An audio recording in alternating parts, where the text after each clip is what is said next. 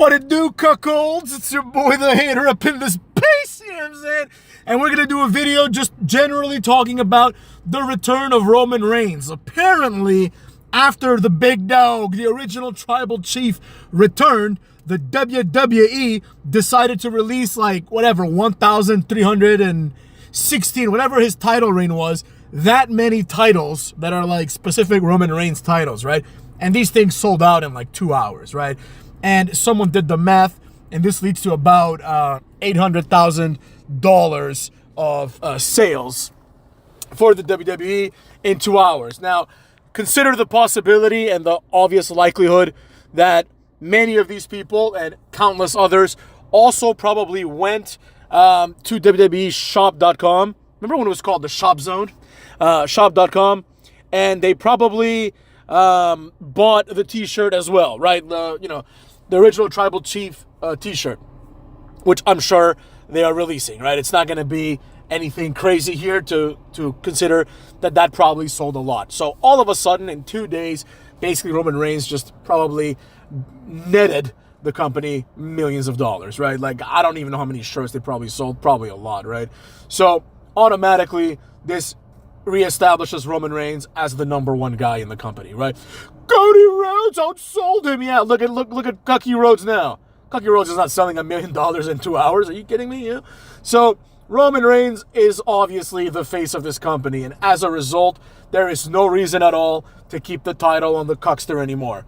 As a result of that, which was obviously foreseeable, I know WWE probably thought they would have sold all those titles. Like, I honestly would have bought one myself, even though it's a lot of money, just because I think like you can resell it for so much more like in a few years. So kudos to those that got the belt. But the idea here is that Roman Reigns established himself as the number one guy once again. The pop on SmackDown is going to be even better if he shows up, which, I mean, how can he not, right? That would just be weird.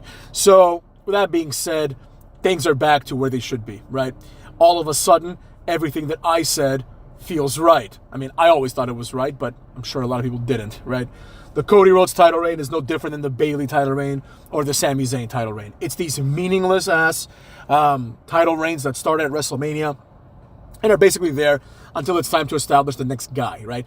Bayley winning the Royal Rumble, like, I almost forgot that she did. Like, does anyone care that Bayley won the Rumble and then beat Io Sky at WrestleMania? This isn't even like a Raw-worthy title match, let alone a WrestleMania-worthy title match. So, I would say that Cookie is in that same category, right? Like, Raw is now being positioned as the inferior show. I can't believe I'm saying this, right? I mean, it has been for several years now because the real championship is on SmackDown, right? But more importantly than all that, right, it's the fact that the new world title is a garbage world title, right? You know why? Because Roman Reigns didn't hold it for like 4 years. So there you have it. Cucks.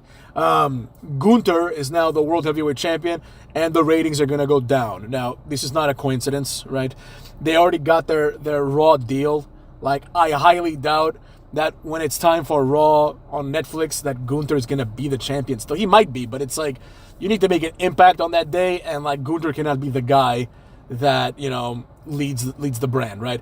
Maybe they'll move the world title to Raw. Like, I don't know what's going to happen. I don't know what their plans are, right? Because basically, Raw is going to be on Netflix now, so it's like, we'll see if people watch that shit or not, right? I'm sure they'll get some understanding as to how they're doing, right? Because Netflix already paid for all the production, presumably, with the deal, whatever the deal is. So there's that, but I feel like this is going to be the beginning of the end of Raw being the important one. People are going to just talk about SmackDown the way they talk about Raw. Maybe SmackDown can move to like a better day, because Fridays is just not a good day for SmackDown. People do other things on Fridays. But nevertheless, let's steer the ship back towards the topic of this video, which is that Roman Reigns is back, right?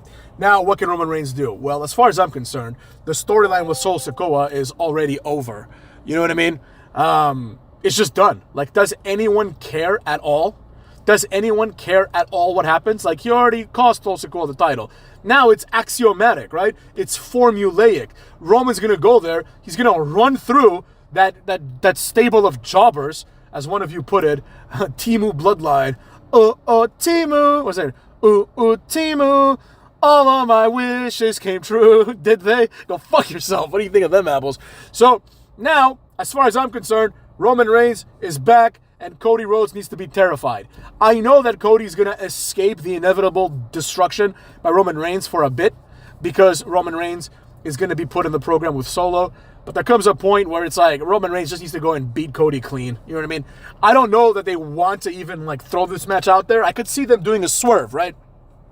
And having the Cuckster himself drop it to some other heel, because I believe at this point, if you put Cody Rhodes and Roman Reigns in the same ring, people are going to boo Cody. You know what I mean? And I'd like to point out once again that I predicted all of this to the T, motherfucks, to the T, months before WrestleMania. So I don't want to hear anybody in the comments saying, oh, Hater doesn't know what he's talking about. Like, over these last 5 years, have I been wrong about literally anything? I don't think I have. I said Karrion Kross would suck, he sucks. I said Trick Williams is going to have a boring and meaningless title reign, he did. I said Carmelo Hayes is going to flounder on the main roster, and he finds himself in an undercard feud as to whether or not he can beat Andrade. Actually, I'm going to make a video about everything that I was right about, so we won't talk about that now. Now we'll just talk about Roman Reigns. Let's focus, motherfucks. So, first of all, the people in the new bloodline have been positioned as being irrelevant jobbers. The most irrelevant of all, by far, is, of course, Camacho himself. Camacho sucks. This guy was tasked to do one move, and he botched the one move he did. Like, it's like the fact that this guy has a job is just preposterous, right? Then we've got Tama Tonga. Tama Tonga was supposed to be this big missed prospect. People were saying a feud between Tama Tonga and Randy Orton. And then he came to WWE, and we realized that Tama Tonga is like 5'3". You know what I mean? Randy Orton would just like fucking fling this guy left and right. You know what I mean? Because Randy Orton, even though he's not 290, like he towers over the entire bloodline. I don't want to hear this shit anymore. You know what I mean? There is this weird thing that people have where they think that just because someone is Samoan or because they act crazy, that they're a real life tough guy. In my opinion, for all the money that I got, if it was a real fight, Jacob Fatu versus Randy Orton, I would take Randy Orton not 9 times out of 10, 99 times out of 100. Randy Orton beats the shit out of this loser. You know what I mean? Like, there's levels to this, and you can just tell that Randy Orton is obviously a tough guy, but like, he's just fucking jacked, and he's huge. He's just enormous. He's just like way stronger than this guy. Oh, strength doesn't mean anything in fights. You've never been in a fight. Strength is the most important element in a fight, period, motherfuckers. Even Bruce Lee said this. But anyways, back to Roman. Roman Reigns is basically the only star left. Cody Rhodes had 4 months with booking and creative and his appearances and everything else to make himself interesting, and he didn't, right? There's many things they could have done. They could have turned him heel. They could have done something in anticipation of Roman Reigns coming back, right? Because everybody who's intelligent, like myself, knew that Roman Reigns was going to take the spotlight back, right? And everybody knows that if someone can sell $1 million, in 2 hours, right? Not only does Solo Sikoa stand no chance, but Hulk Hogan himself would stand no chance if he was in his prime to a returning Roman Reigns, right? Shit is falling apart, motherfucks. That's another video topic. Things are falling apart, but nobody seems to understand this.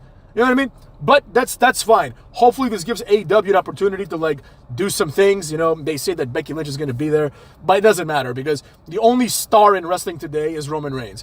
Everybody else is just inferior. They're all mid-carders. Nobody can get over themselves. Cody Rhodes only got over because he's an indie darling at this point, right? But the shit hits the fan. At the end of the day, if you bring up like Nakamura or John Cena, and say, hey, cut a promo, nobody's going to react to Nakamura's promo, even though he was an indie darling, because the allure and the mystique is over. But they're going to react to Cena. Same thing with Roman, and same thing with Cody, right? Just like they said, you deserve it when Cody won. When Roman Reigns comes back, they're going to say, welcome back, welcome back. Then after that, they're going to say, Roman Reigns, Roman Reigns. And they might even throw a tribal chief. Look, I'm going to be right about all this anyway, so you're going to see, right? He's going to come out and he's going to beat the shit out of Solo Sikoa. They might exaggerate this and extend this all the way to like, and this is obviously the smart money is that this ends somewhere down the line at Survivor Series, at War Games, Roman Reigns and the Usos and maybe some other guy, like, I don't know who they're going to bring. Maybe like Hikuleo, I think he signed, or Zilla Fatu. Like, who gives a shit? It doesn't matter. It should be like the original ones versus the new ones. Maybe Solo Sikoa defects, and then like they bring in like Hikuleo, and then, not Tama Tonga, but Jacob Fatu becomes the leader. I don't know, some shit like that, right? That actually would be pretty cool, right? Imagine they throw Solo Sikoa out, right? Because they're like, you lost. That's how it works, right? You're not the tribal chief if you lose, according to Solo Sikoa himself.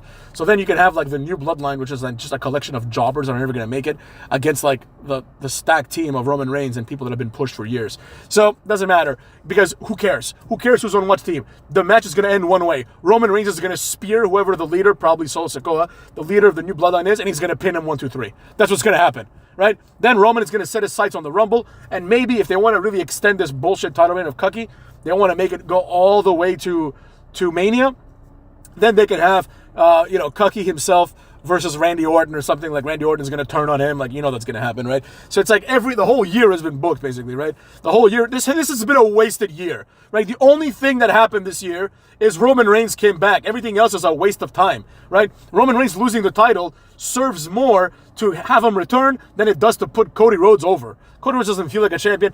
Gunther doesn't feel like a champion. Nobody feels like a champion except for the big dog. So that being said, Cucks, welcome back. Your tribal chief. Put them fingers up in the air, Cucks.